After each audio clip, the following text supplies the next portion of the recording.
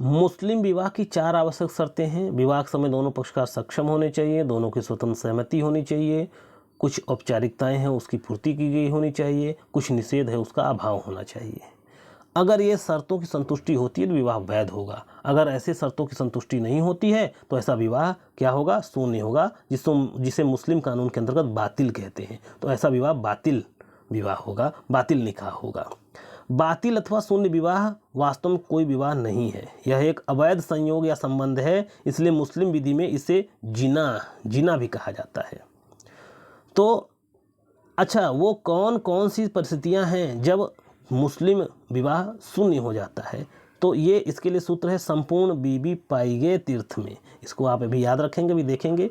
ध्यान देना है कि अगर ये परिस्थितियां हैं, ये दोनों परिस्थितियां हैं, तो चाहे सुन्नी हो चाहे शिया हो, दोनों में विवाह पूरी तरह शून्य होता है। जैसे संपूर्ण निषेध के अंतर्गत अगर विवाह किया गया है, विवाहिता महिला से अगर विवाह किया गया है, तो चाहे सुन्नी हो चाहे शिया हो, ऐसे में विवाह पूरी तरीके से क्या होता है?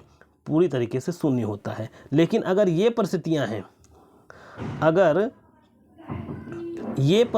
हैं, तो ऐसे में विवाह केवल शिया विधि के अंतर्गत शून्य होता है। विवाह का विधि विरुद्ध संयोजन, 5वां विवाह, इद्दत की अवधि में पालन कर रही स्त्री से विवाह, गैर मुस्लिम महिला से किया गया विवाह, तीर्थ यात्रा में किया गया विवाह, अगर इस प्रकार की परिस्थितियां हैं कि तो तब ऐसा विवाह केवल शिया विधि के अंतर्गत शून्य होता है।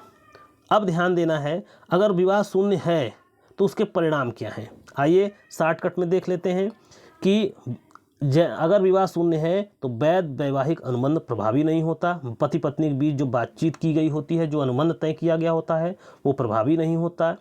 ठीक वैध विवाह का उल्टा है, निषिद्ध संबंध का प्रतिबंध लागू नहीं होता। पति जो है कि रक्त संबंध, धात्र्य संबंध में विवाह नहीं हो सकता। इस प्रकार के जो प्रतिबंध हैं वो शून्य विवाह के मामले में लागू नहीं होते। पत्नी मेहर का अधिकार नहीं रखती, भरण पोषण का अधिकार नहीं रखती, संभोग अवैध होता है, संतानें जायज नहीं होती। संतानें जायज का मतलब संतानों को विधि की स्थिति प्राप्त नहीं होती, नाजायज संबंध माने जाते हैं। इसके अलावा उत्तराधिकार का हक नहीं होता, पति पत्नी की प्राश्चिति प्राप्त नहीं होती और इद्दत की बाध्यता नहीं रह जाती। शून्य विवाह के मामले में ये सब परिणाम होता है।